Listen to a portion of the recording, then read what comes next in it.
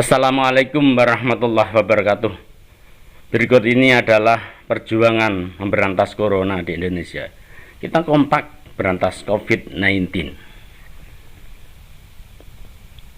DKI Jakarta terapkan PSBB. Ini kabar tertenar terkait upaya pemberantasan COVID-19. Sangat banyak ini diantaranya adalah seorang anak relakan hasil tabungannya untuk beli masker dan APD tenaga medis. Beberapa orang di Madiun bangun dapur umum untuk membantu mereka yang terdampak COVID-19. Beberapa orang bikin masker dibagikan pada orang-orang yang membutuhkannya, gratis. Yang penting sehatkan diri, lindungi diri dari keluarga dan masyarakat setelah bangsa dari paparan COVID-19. Jadi berlaku penerapan ini di Jakarta. Kita mulai karena di sana yang paling banyak terpapar. Sebelum sampai pada pemberlakuan itu, maka dukung channel saya dengan cara bagaimana? Ya, tekan subscribe. Assalamualaikum warahmatullahi wabarakatuh. Dukung channel saya dengan subscribe dan tekan tanda lonceng subscribe dan like dan share ke teman dekat Anda. Ini adalah bantuan dari satu lembaga olahraga sepak bola itu pada Gubernur Jakarta. Assalamualaikum warahmatullahi wabarakatuh. Saya ingin secara khusus menyampaikan terima kasih pada Hifni Jaya, ketuanya Bang Afifuddin Suhaili Kala, dan juga pengurus Asosiasi Persepak Bola Profesional Indonesia, Bung Janes Selitonga. Insya Allah nanti kita akan manfaatkan bantuannya, dan insya Allah ini semua bukti bahwa kita semua ambil tanggung jawab di dalam menghadapi permasalahan COVID dan dampaknya di aspek ekonomi dan sosial. Oke, itu saja. Saya terima kasih sekali lagi. Assalamualaikum warahmatullahi wabarakatuh. Tengah corona ini harusnya orang raising awareness, kesadaran tentang hari kesehatan. Walaupun sebetulnya corona ini kan mengubah hidup kita kan, orang jadi cuci tangan, pakai masker.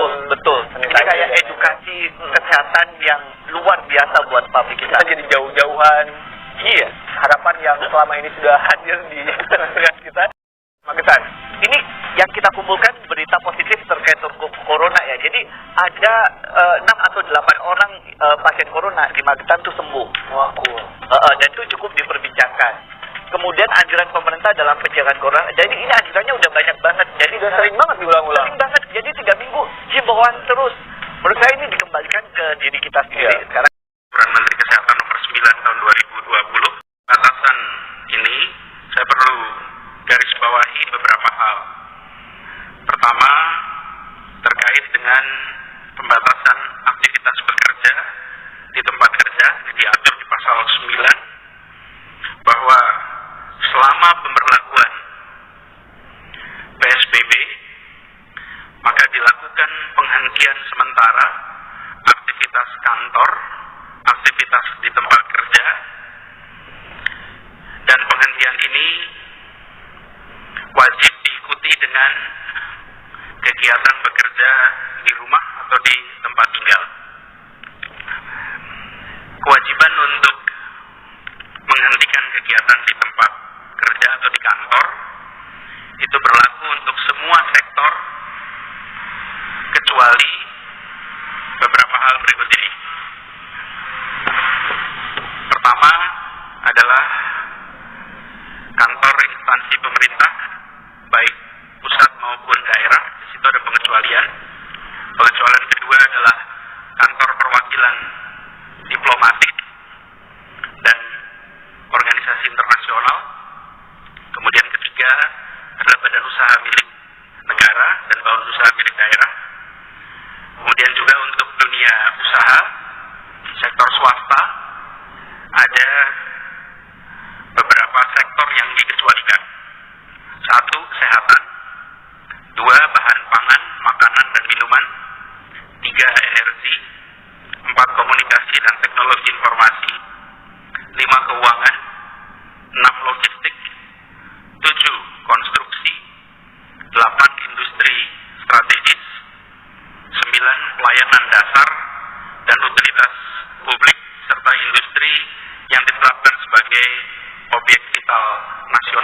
atau objek tertentu, dan 10 adalah sektor swasta yang melayani kebutuhan sehari-hari.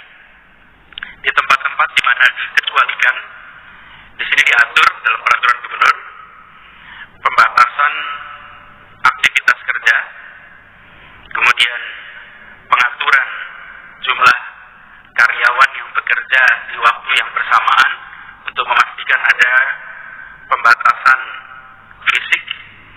Kemudian di dalam sektor tertentu, misalnya di dalam sektor konstruksi, maka semua pekerja harus berada di dalam lingkungan pekerjaan, lingkungan proyek, dan tidak keluar masuk.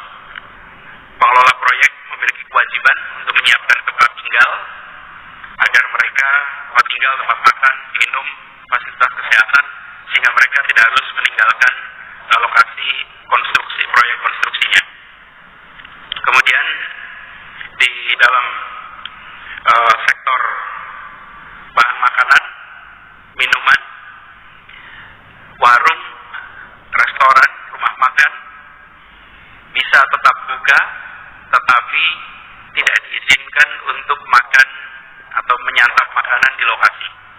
Semua makanan diambil, dibawa, atau tidak ada dine-in, take away, bisa menggunakan delivery atau bisa datang ke warung dan dibungkus dibawa.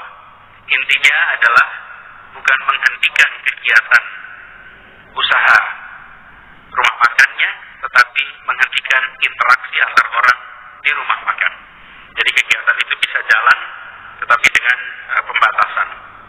Kemudian juga terkait dengan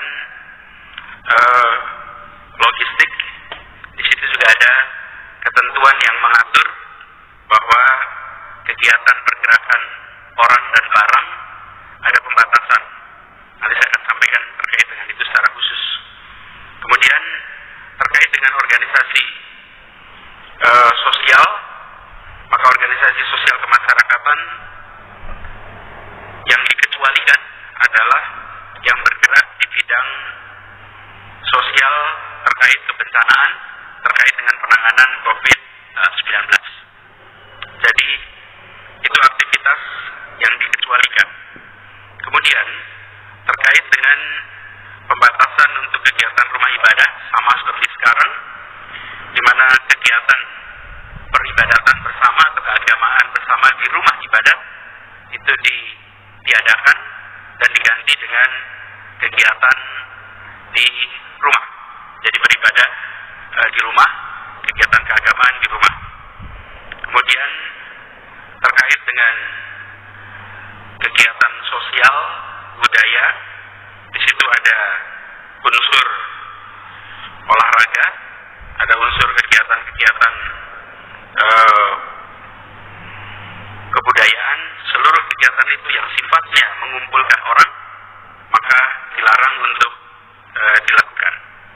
Kemudian terkait dengan kegiatan di tempat umum, pada prinsipnya semua fasilitas umum akan ditutup. Tempat-tempat umum dilarang untuk berkumpul lebih dari 5 orang.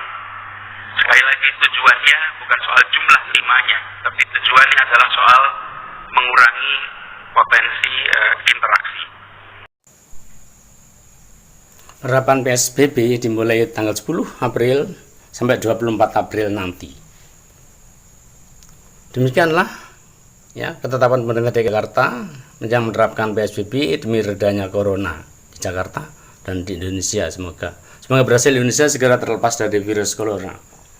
Wassalamualaikum warahmatullahi wabarakatuh.